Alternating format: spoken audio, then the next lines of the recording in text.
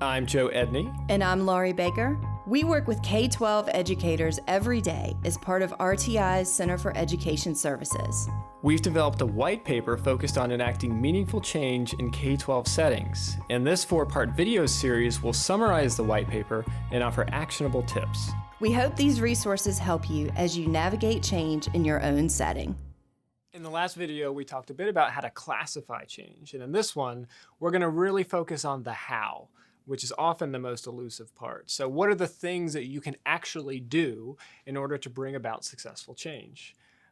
In our white paper, we identified 15 different change strategies that one can look at and take to practice. However, the best way to use these is to match them up with the classification that you made already about the kind of change that you're seeking to pursue. So in this case, we've organized the 15 around 3 different categories. One category is leadership, another one is momentum, and the final one is organization. So within each of those categories, there are different change strategies that you can use to effectively move change forward. So let's start with leadership.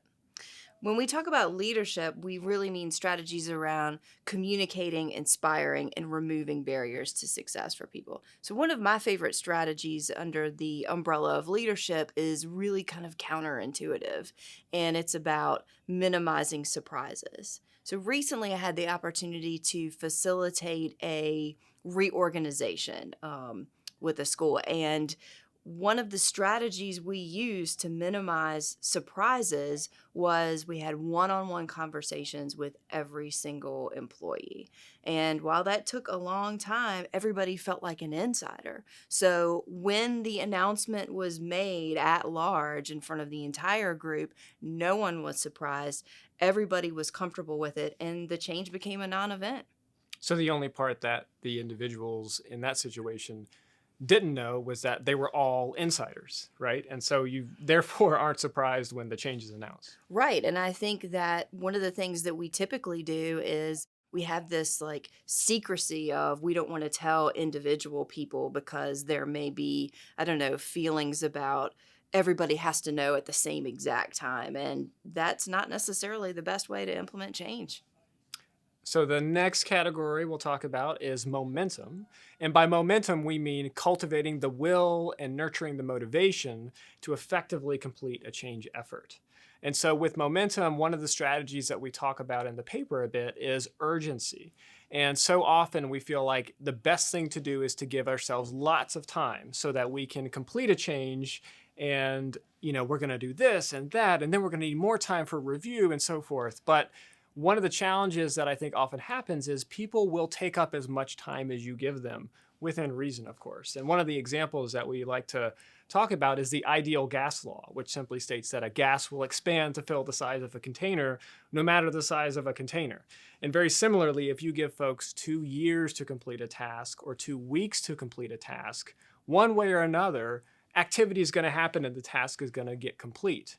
Now, obviously, there are certain things that just by nature require more time, but the point here is that intensity of effort and really sprinting through a change can often be a better way to effectively accomplish what you're trying to do. And when we think about the last category, change strategies around organization, what we really mean is making sure that the change is set up procedurally for success. And so the best, or at least my favorite strategy there is always to emphasize the outcome over the process. You know how I feel about that already from previous videos. But a great example of that is the strategic planning process. So anytime you do a school improvement plan, guaranteed there's going to be some kind of mandated process. And it's going to entail all different kinds of forms. It may be Industar, it may be some other thing. And boxes have to be checked properly and this and that. That kind of foolishness is not as important as making real change for students. So as long as you prioritize making sure that real change is what you're after and not just pushing paper, then you'll be in great shape. I can tell you're passionate about that particular one. I have some feelings about this one. That said, there are 15 different change strategies that we identified under the 3 categories of leadership, momentum and organization.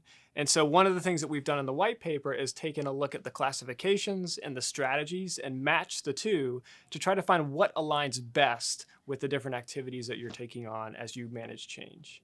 In the final video, we'll talk a little bit more about the thing that Lori just got excited about and discuss change derailers and the types of things that often make a change not work.